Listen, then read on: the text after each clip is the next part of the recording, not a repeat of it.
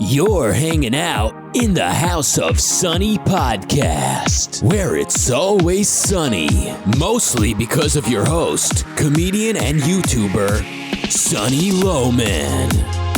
Want to know what Sunny and her friends are thinking about this week? Well, here she is, Sunny Loman. Hey everybody, welcome to the House of Sunny podcast. I'm here with Doug from The Rational Capitalist. What's up, Doug? Hello, Sunny. How are you today? Good.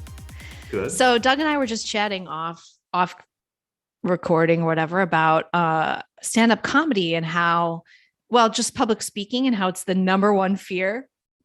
And I mean, it's if all the lists and ranking of fear, like mountain climbing or all these really physical jumping out of an airplane, is not the top fear. The top fear is putting yourself up in front of a group of people and being a dork and a loser. Mm-hmm. That's biologically baked in. That's biologically baked in. No, of course. Yeah. You and I have been cool since the beginning. Of course. People love me. Doug has not done stand-up, although he should, because he's funny. I have, and I can tell you, I have also been mountain climbing and done all kinds of other. I have walked across the ricketiest water bridge you've ever seen in your life. Like planks were rotting and I'm like walking across it and scared, but I've done all kinds of physically scary things. You've mountain climbed? Or you just hiked? Dude. Oh no, I've mountain climbed. No. I've mountain climbed. Like with the things? Many times. Oh yeah. Like where you're, come on. Dude, I lived in Colorado for 8 years. That's okay. People do that stuff there. But actually, the first time I did it was in Taylor's Falls, Minnesota. Yeah, it's really fun. I like it a lot. Climbing capital of Minnesota. I'm good at it. Are you? I think you know how like some sports, you just have a physical body for it? You're a natural climber. I'm a natural, because I'm short and kind of stocky. I think that's, and then at the time I was also doing a lot of yoga, which I think really helped me because... Don't put that on your Tinder ad, by the way. What? Stocky? Short and stocky? Short and stocky. Right. It's okay, not fine. What anyone wants to hear. You'd never know it. You're petite. I am petite. Well, and petite, by that I mean I'm capable of having... Husky.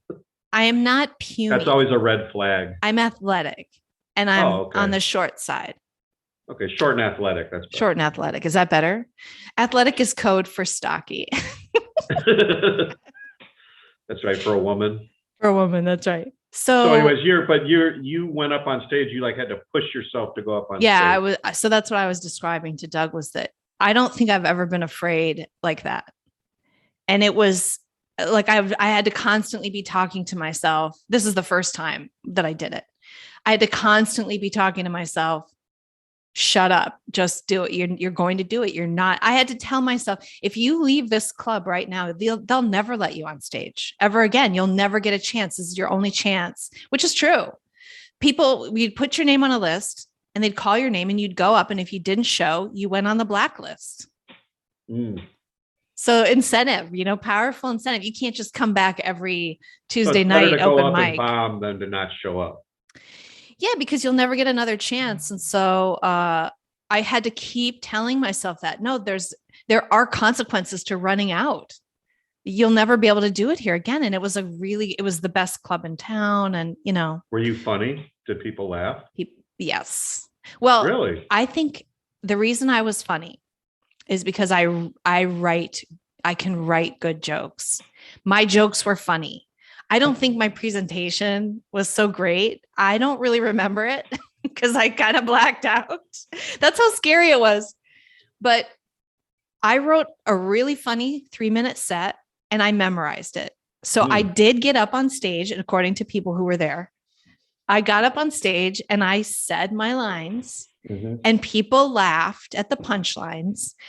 But my delivery was probably just burr, burr, burr, burr, like just, really flat and That's wrote. hard to do. It's hard to perform like a comedian. I was too nervous. It was I can't do that. It was just hey, everybody. Yeah. Whoa. How are we all doing tonight? But I think that's a mistake. I don't think that that's the art of it. The art of it is being who you are. Yeah. Right. It's like being on a podcast. I'm me, you're you. We're not different people, but we're just a little more high energy, maybe.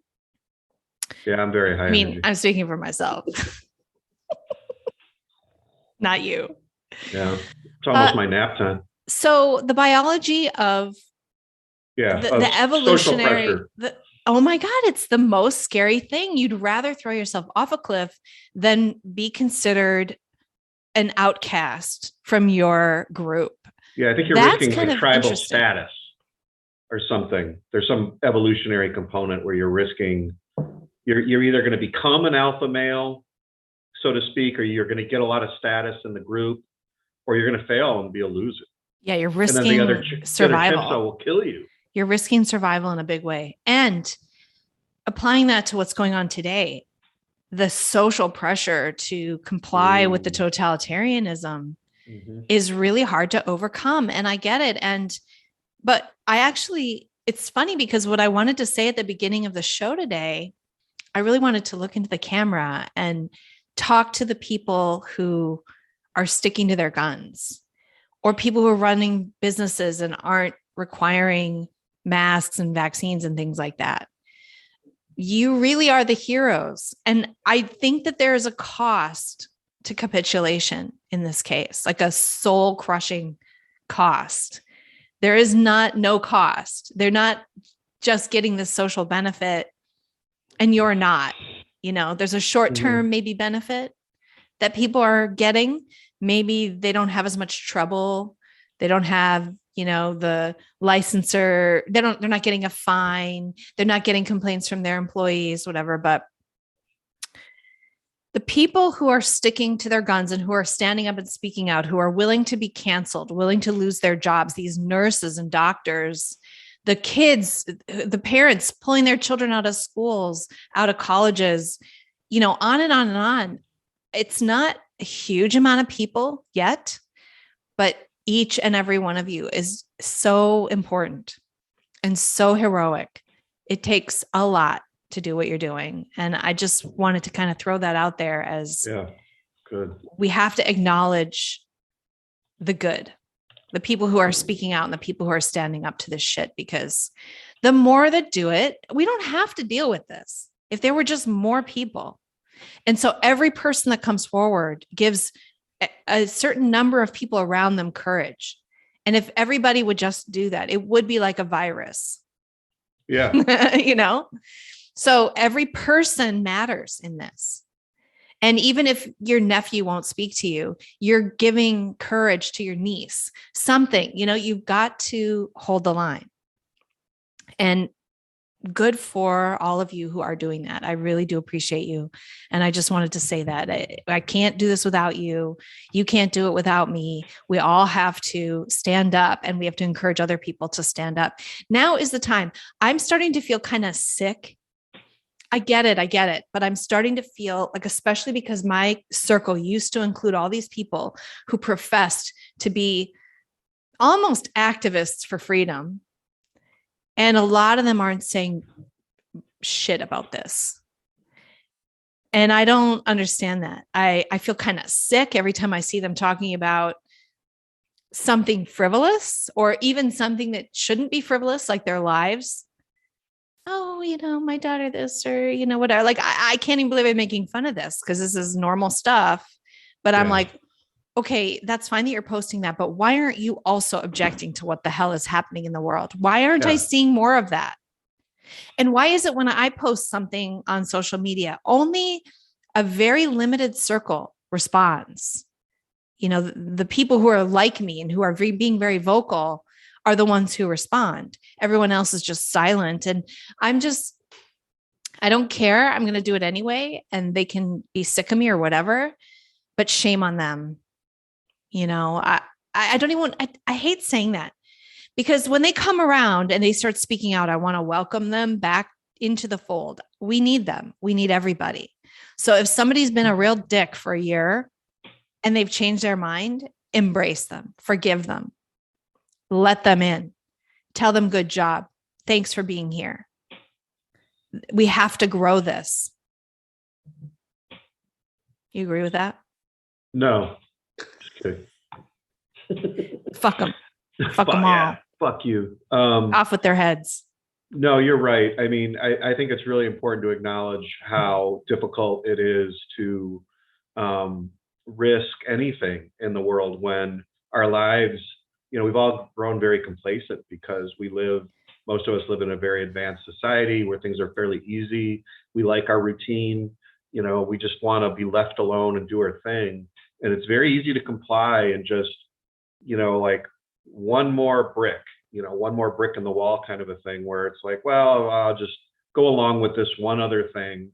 And I'll just go along with this one other thing. Of course, we know where that's all leading. And at some point you got to say no more. This is it. Like they're trying to inject your children with a drug and now you may think that that's fine. And I don't want to litigate the vaccine science or the efficacy of the drug, because there's good arguments for it. But there are good arguments against it for certain people in certain conditions, whatever. And the point is that that's your choice to make. Yeah.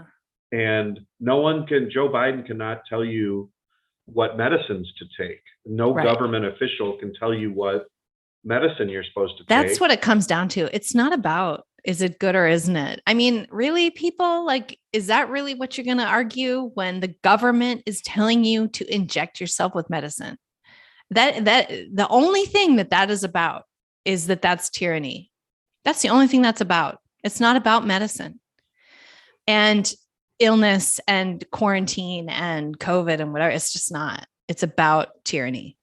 And yeah, so I really admire the people who've stood up to this, and I want to encourage more people to do that. And I think to encourage people to do that, you have to be kind and understand that it is difficult.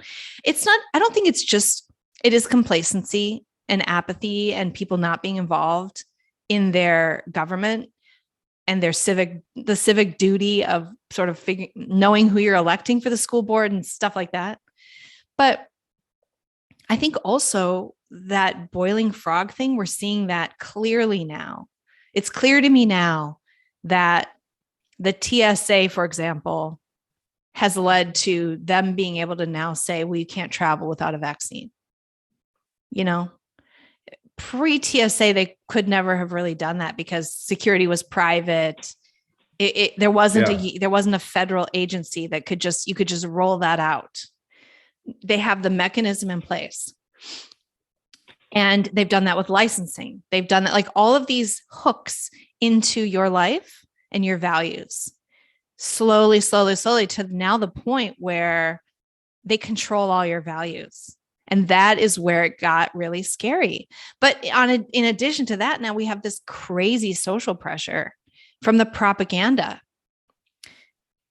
So yeah, that's where we are. But yeah, it's funny that because like libertarians of old, we remember when we were arguing that people should be allowed to take drugs, that, we shouldn't have a drug war.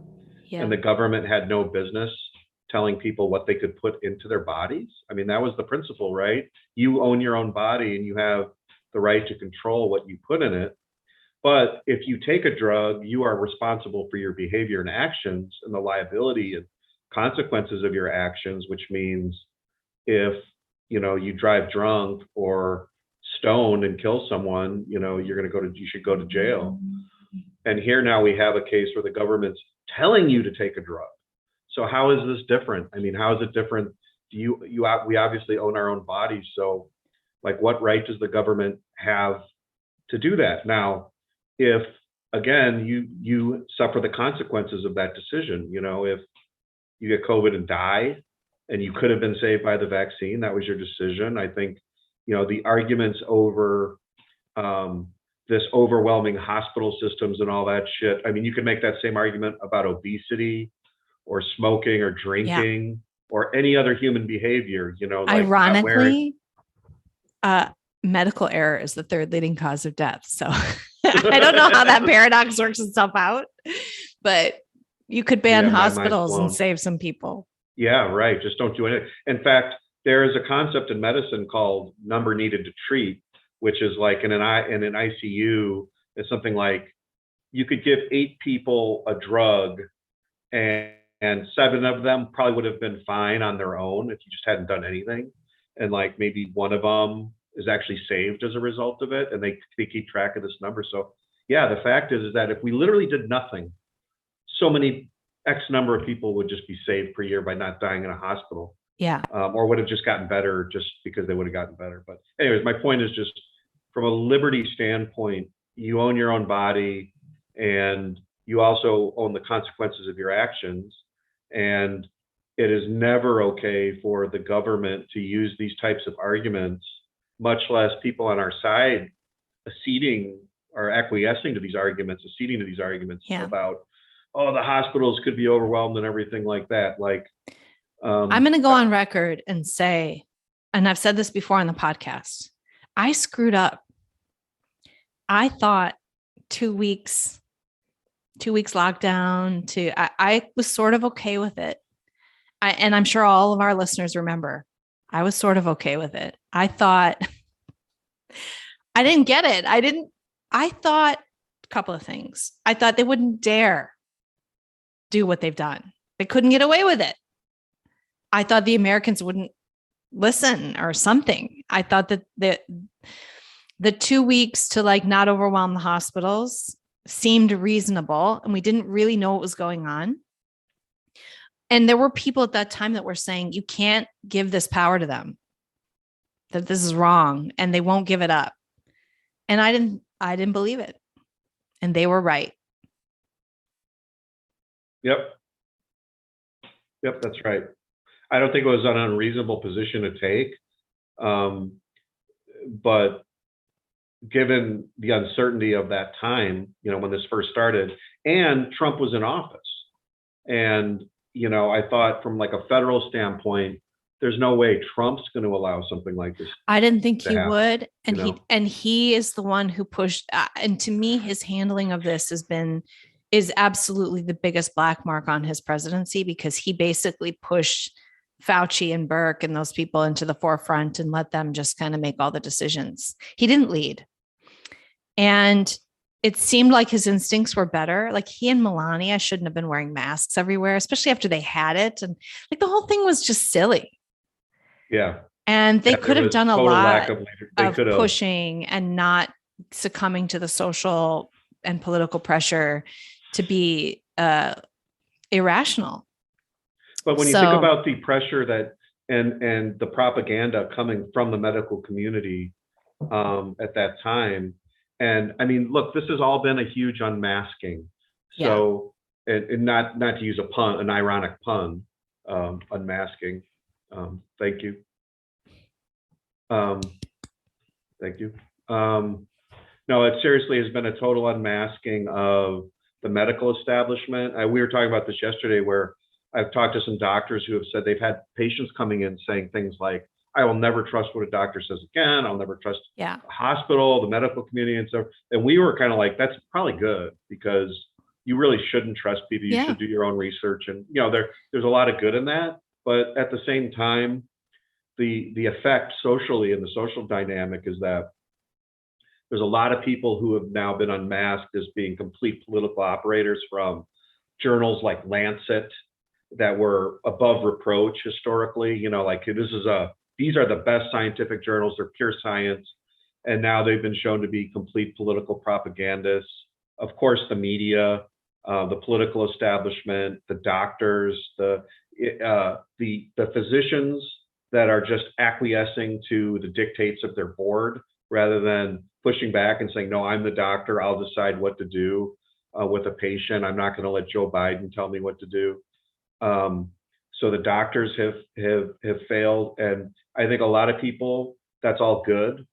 That's a good, healthy unmasking that all these people are not people to be trusted. The other thing it's done or exposed is, and what's more frightening is not that so many people are now have woken up to the truth and become probably more independent minded. the really scary thing are the people that are still believing the experts and cheering them on, like, good job, Gavin. Good job, Fauci. Good job, Biden. You're protecting it. Like, those people, I think you were saying this yesterday, Sonny, those are the people who want to be told, like, psychologically and metaphysically, what, that, like, kind of that level, want to be told what to do. And they want an expert to tell other people what to do. And that's really what's been exposed here, that there are people who want to think for themselves and take the consequences and responsibility of life. And there are people who want others to determine. That is literally the culture and psychology of the split in the United States right now. Yeah. There's the culture and psychology of people who want and are comfortable with freedom, and the psychology of people who want and are comfortable with tyranny.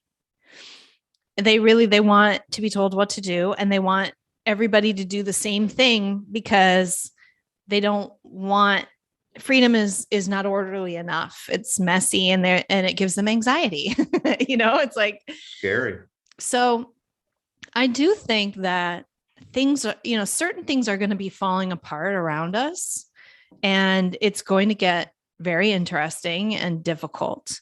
But I really believe in the American culture, and I believe in a certain segment of our society. I do, even with everything we've seen.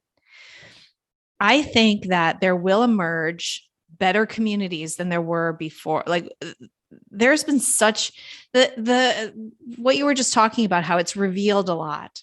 Trump revealed a lot. His big bonus was pulling the curtain back on all of this corrupt shenanigans going on in Washington and globally, and pulling the curtain back on NATO, stuff like that. Like, he was just so direct and honest. What do we need this for? That everybody was exposed. And then the attacks that came after him exposed the media for its total bias and complete lack of objectivity. Like you said, COVID has exposed these medical and scientific establishments. So we're just, CRT is exposing things. When you have the teachers union saying, we're going to teach CRT, and please go after these parents and call them domestic terrorists. I mean, it's like these things are revealing, okay, I didn't realize that the teachers were bad guys. Okay. Now we know the teachers are bad guys. And like on and on, like all these dominoes are falling, and it is really insecure and difficult to deal with psychologically. However, I think so it's important to look on the bright side and try to get in the mindset that this is a good thing. And in the end, we will just live in better communities.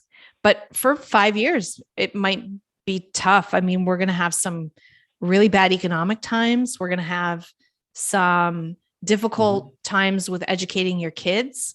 Yep. You're going to have tough time traveling. You're going to, without mandatory medicine, you're going to have a tough time with your small business. You might have to work labor. I mean, who knows what's going to be going on here? You might have to move in order to live with people, among people who have your back. You're going to have to show up to your local government shit. I mean, that's the really important thing. And I want to talk to you about this because you're already doing that. Yep. And I think the key to this is community, local civic duty, trying to keep on the bright side, but interacting with people who are on your same side, making sure you know who they are, and try to recruit more people into your group and forgive the people who screwed up. You have to forgive them. Václav Havel talked about this idea of parallel structures. Like when you're living under tyranny, it's important to create these, like, you could call them communities, but I want to comment on that. You know what I think that means? I didn't really understand that concept. I thought, well, what the hell? You can't have another school. Like, you have the school system. You can't have a second school system. This is a pain in the ass. Homeschooling sucks. It's a pain in the ass. What I think it means is what I was saying earlier about how they own all your values.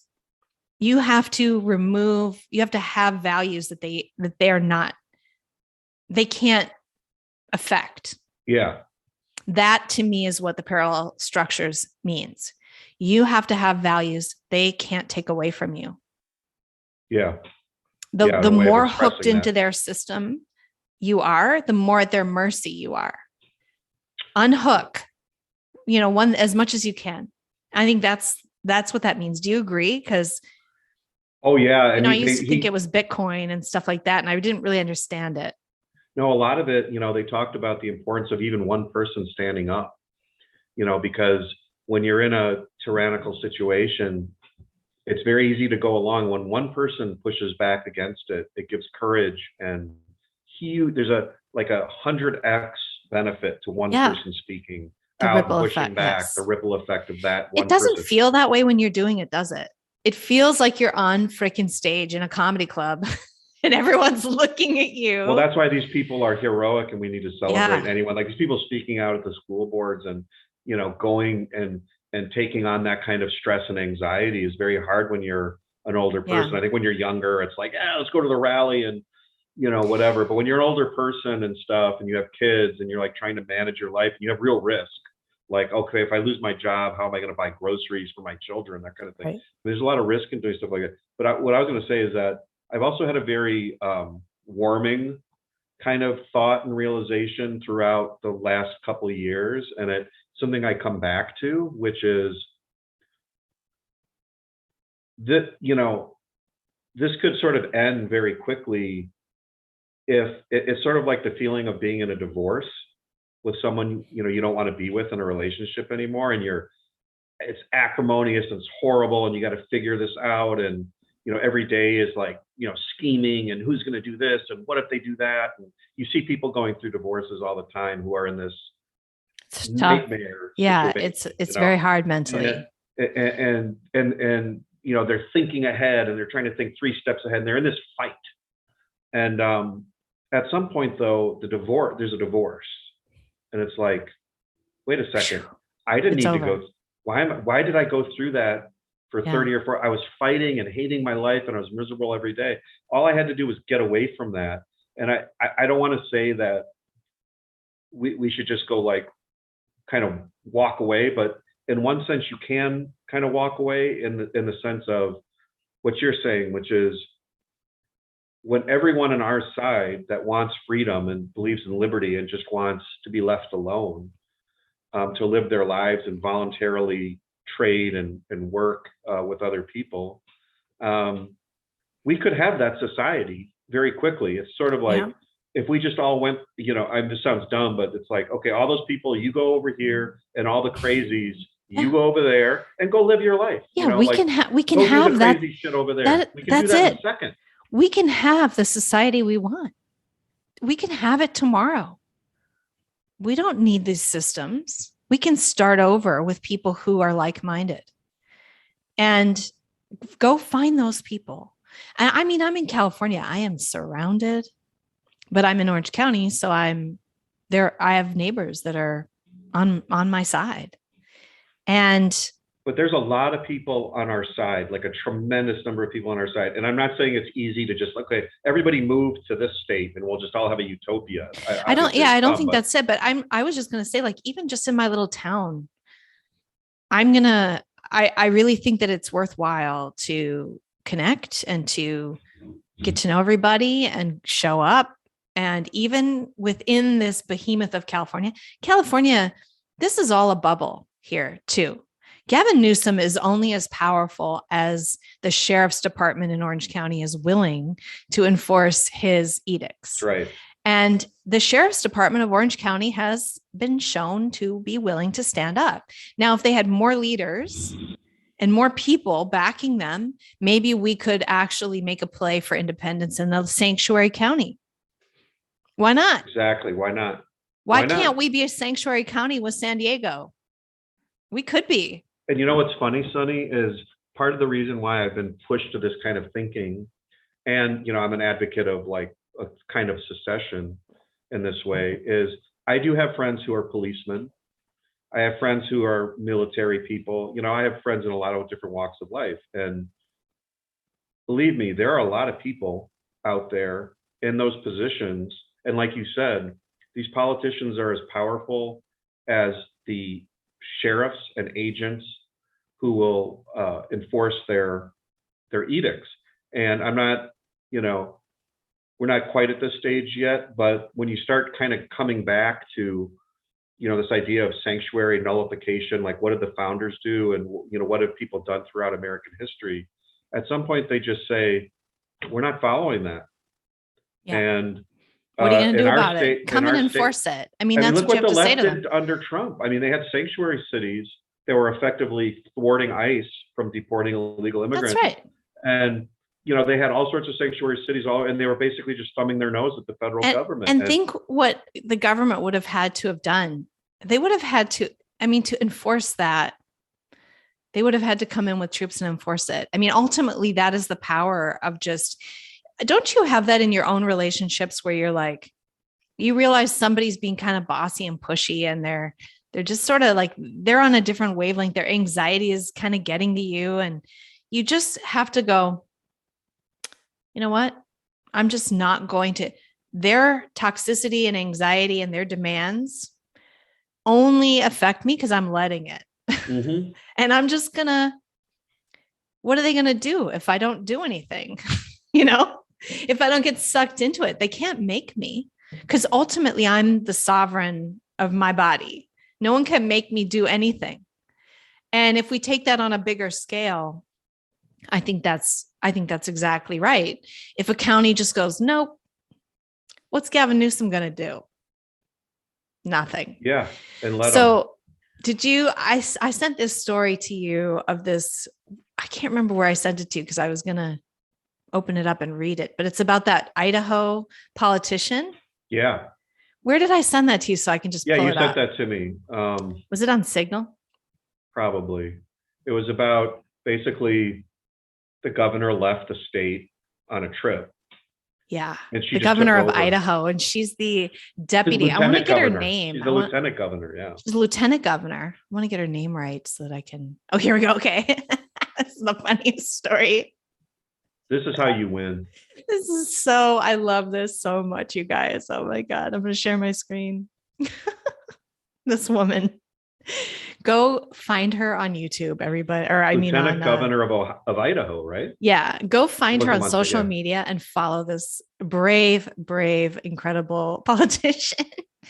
Idaho Lieutenant Governor bans vaccine mandates, tries to deploy National Guard during governor's 2-day trip.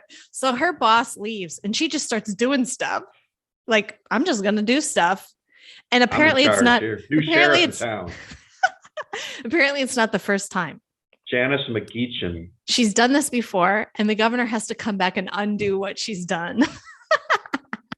Funny. Is that her name? Yeah, okay. Lieutenant Governor Janice McGeechan. Okay. Okay. So much. Okay.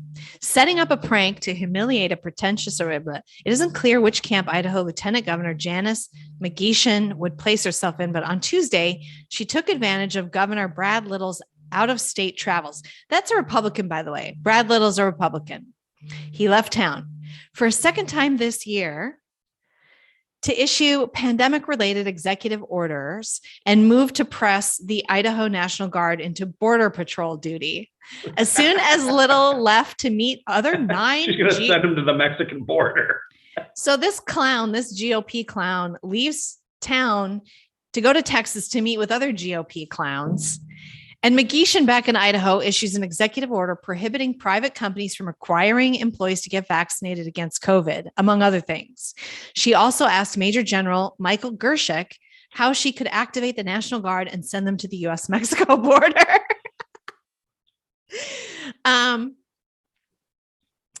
So funny. She did it before, too. She banned the mask mandates, I guess. She did. Little, who did send state police troopers to the border. State police troopers were sent to the border in June to help stop cross-border drug trafficking, was a little more direct. Okay, wait. Blah, blah, blah. And then the governor says, I will be rescinding and reversing any actions taken by the lieutenant governor when I return. Attempting to deploy our National Guard for political grandstanding is an affront to the Idaho Constitution and insults the men and women who have dedicated their life to serving our state and country. In May, McGeechan issued a ban on mask mandates when Little was on an official trip to Tennessee. This woman's on fire. I love it. That's how she's going to win. She's going to win. She's going to become the governor. She is going to become the governor. She's running for governor and she will become the governor. That's the shit that we need to start doing. Like, Republicans are the only politicians that never use their power. This is why Democrats use their power immediately. This is why I love Marjorie Taylor Greene too, because she's such a badass. We just need more of that kind of thing. More badassery. Yeah, like DeSantis is great. But yeah, this is, and these kinds of things, I was talking to a friend who was like worried about some issues like related to his career and whatnot, given the mandate stuff. And I said, you've got to look at everything tactically. Like when you're in a war, like if you were in World War II and you're the North African desert and you're walking around and a couple of German guys approach you, a couple Nazis approach you and say, hey, are you guys American soldiers? If you said, no, we're just walking around, we're good. And they said, okay, go ahead.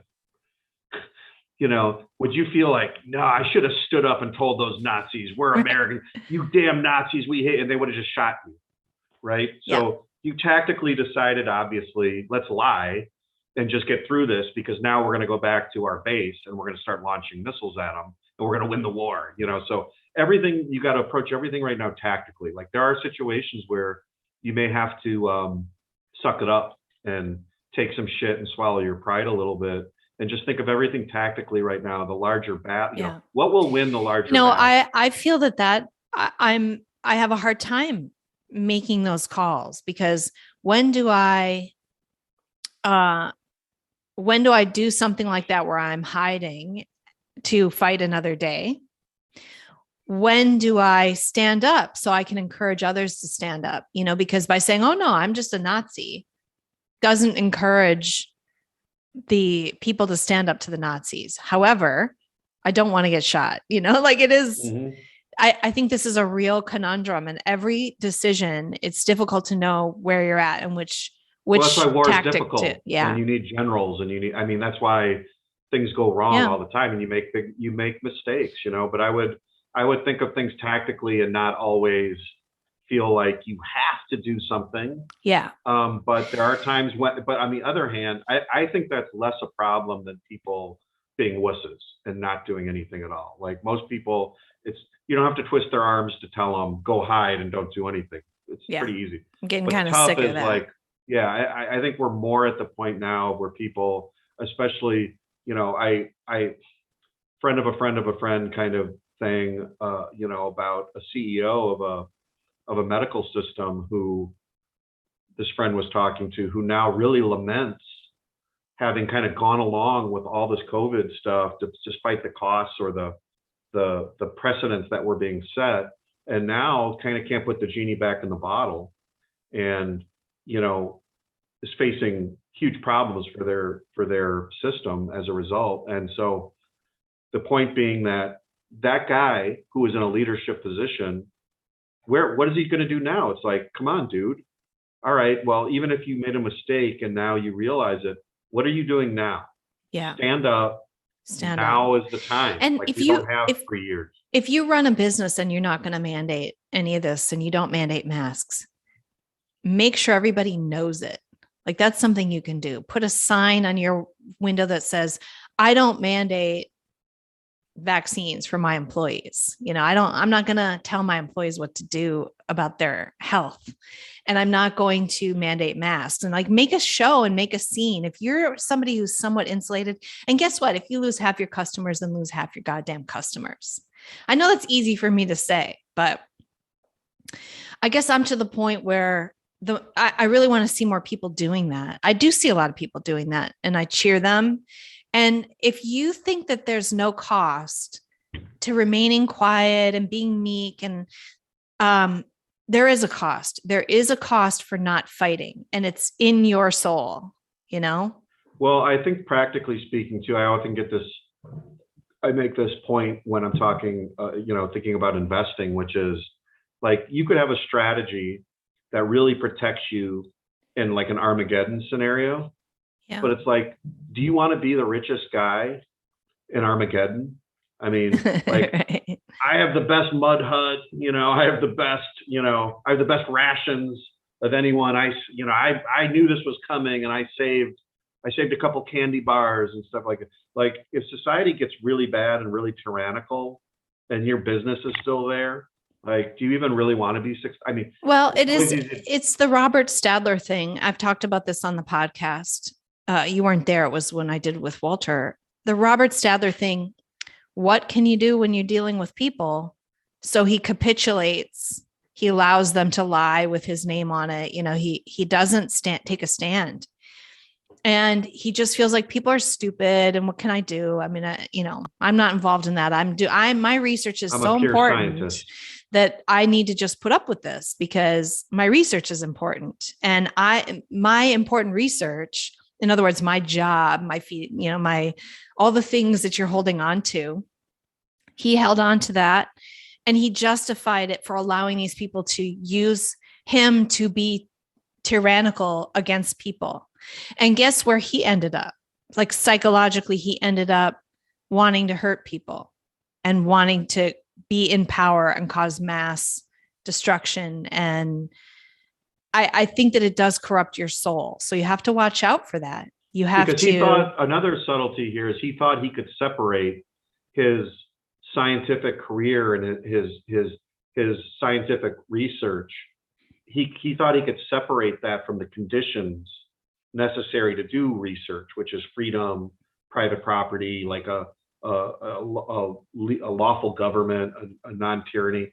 And he thought that, that's all that politics and people and crazy. I just want to do my little thing over here. And what we're finding out is that civics and being a part of the process in your community is like part of life. It's just, Isn't sucks, that funny that we thought part of life. You could ignore it and you could just sort of pursue your little narrow career and family and not really think we actually live in a society of other people. And if we're not connected to how that's being run, it will be run by the worst people. The worst people, yeah, because they love it. They love it. We hate it. We see it as like a necessary kind of I evil. personally don't hate it. I think that I would like to be the one making decisions.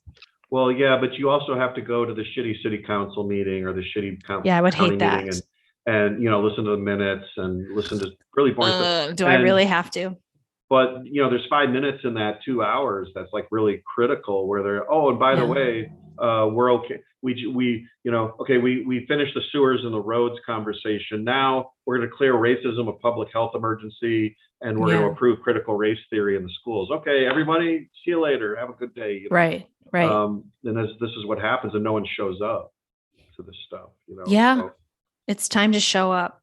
I'm going to start showing up to that stuff. You've already started showing up. And what's so exciting, Doug, is you started showing up to that stuff and it's working.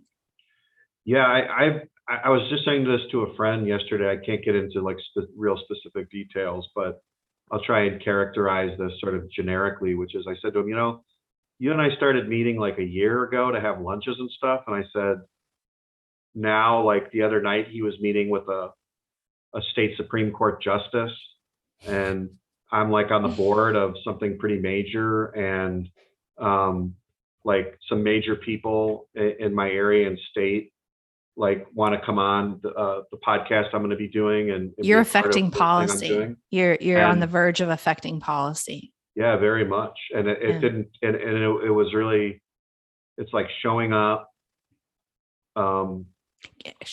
getting your neighbors, finding like-minded people, letters. Writing some letters, maybe. What you can do too. Yeah. Here's a good strategy. Find a state representative in a super red district where they have no fear.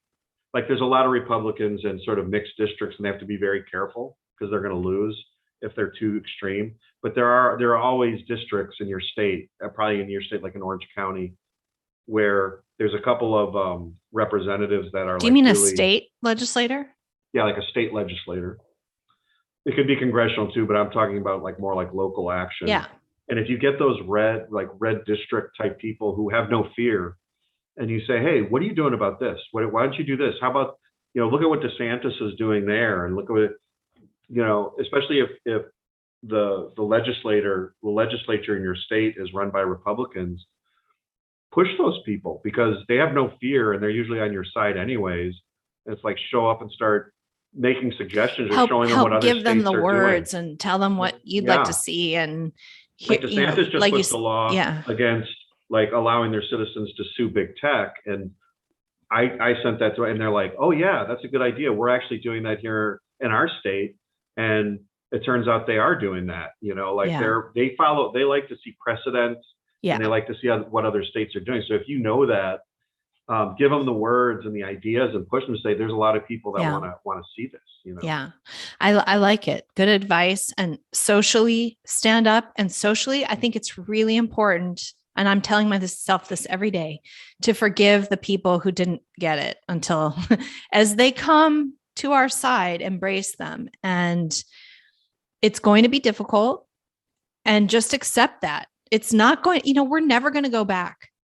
I was just thinking the other day, January 2020 was like a really nice economy. Things were pretty good, Yeah.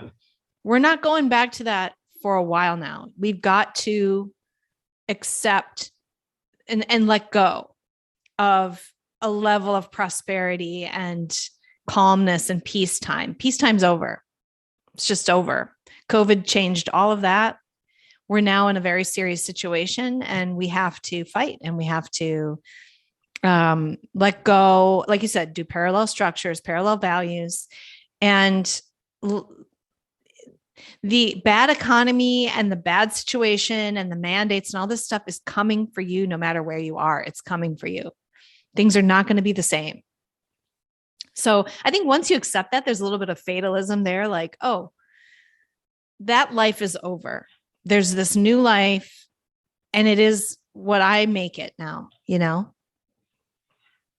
Yeah. And I think the thing on our side is that this isn't like 5 people, there's tens and tens of millions, scores of millions of people in this country who are on the side. And it's not even a Democrat Republican thing really. That's right. I see so many Democrats, because they're seeing this alarmed. too. Yes. Very alarmed. And there's a lot of bad, in my little political meanderings throughout my state, there's a lot of bad Republicans. I mean, it's not that they're necessarily horrible people, but they're there. They don't have courage. They don't really, they could have run as a Democrat if it would have got them to win. They just want to they like the position and they like to be respected.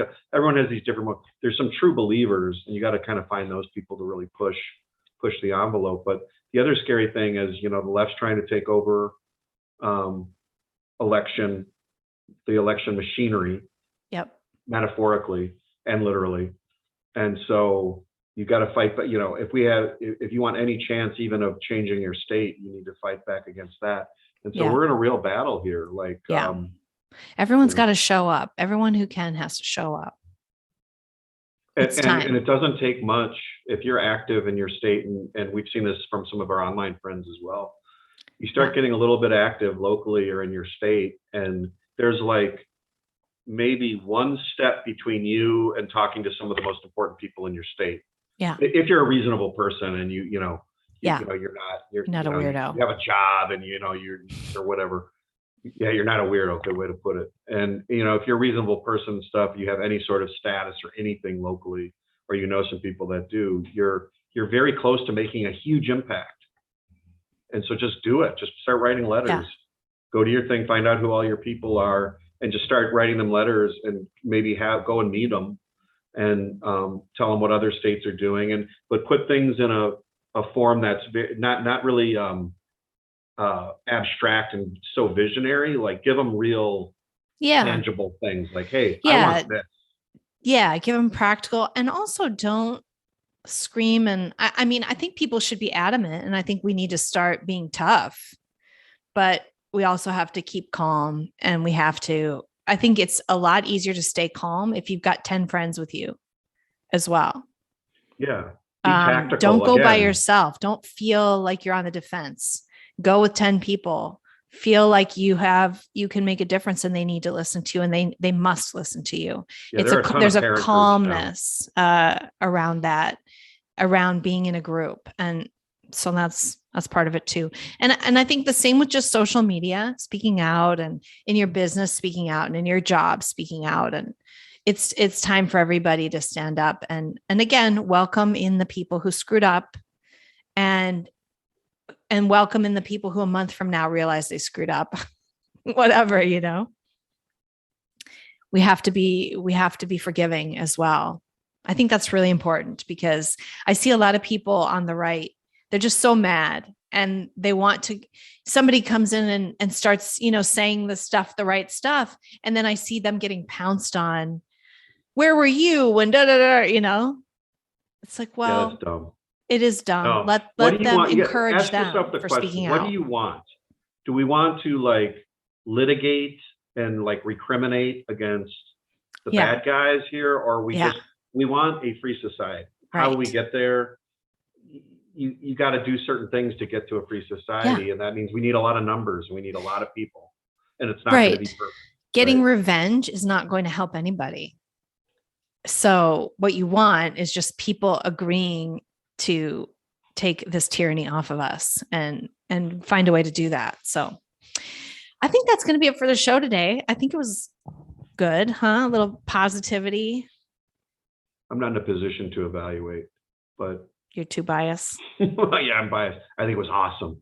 No, I think we're trying to reflect. I think we both feel the mood that everybody's in, which is it's kind of hard to feel like we can go about normal life when we see such serious stuff going on and such a corrupt government, such a corrupt everything right now. And I think the way to feel better about it is you can do something. We still can change a lot of things, and we got to start. When you build that infrastructure locally, you're building a future for yourself too, because the more people you network with that are like-minded and stuff, those are the people you can rely on that, we're going to have to rebuild this whole country with. And psychologically, what we need is courage.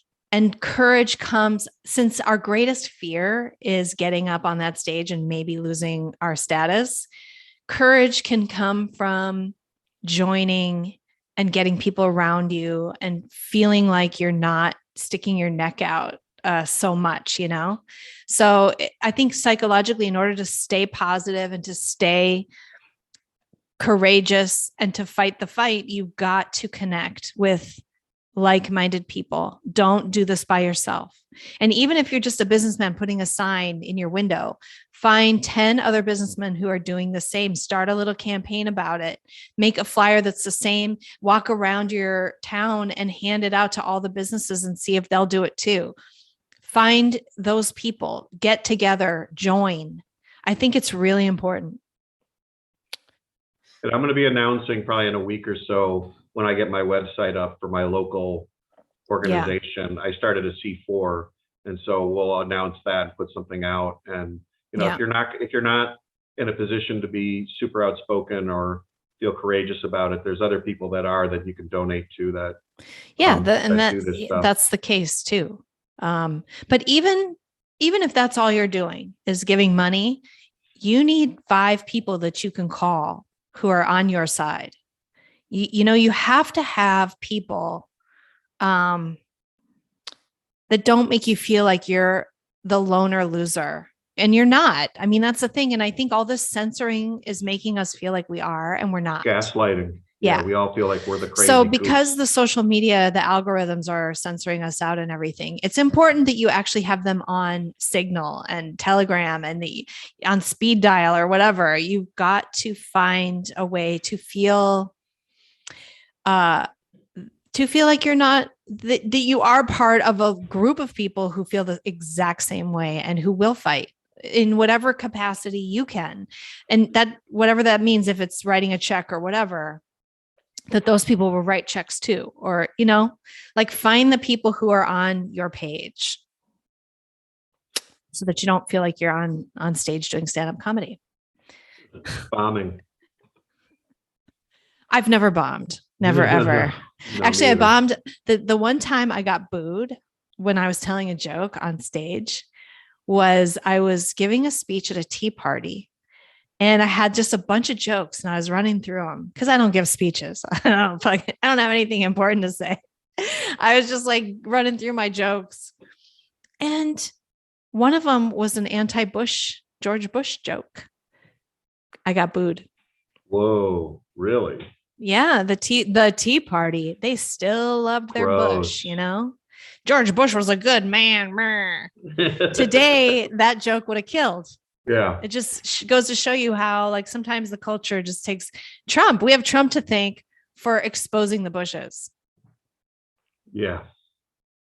All right. So, all right. Well, hey, luck. Thanks for joining us today, everybody. Comment, write us. You can write me at, what is it? It's houseofsunny@gmail.com. We want your questions. Put some comments in here on the YouTube video or Facebook. Follow me at Sunny Lohman on Twitter or Facebook. You can follow Doug at The Rational Capitalist on Facebook or theratcap.com. That's right. All right. See you later. All right. All right. I got called the House of Sunny. It's filled with satire and fun. It's been the demise of bad ideas, and we'll know what's right when she's done. So download this free podcast now and give perspectives you may lack. It's concise and right and achieves world peace, guaranteed all your money back. Last time, ready?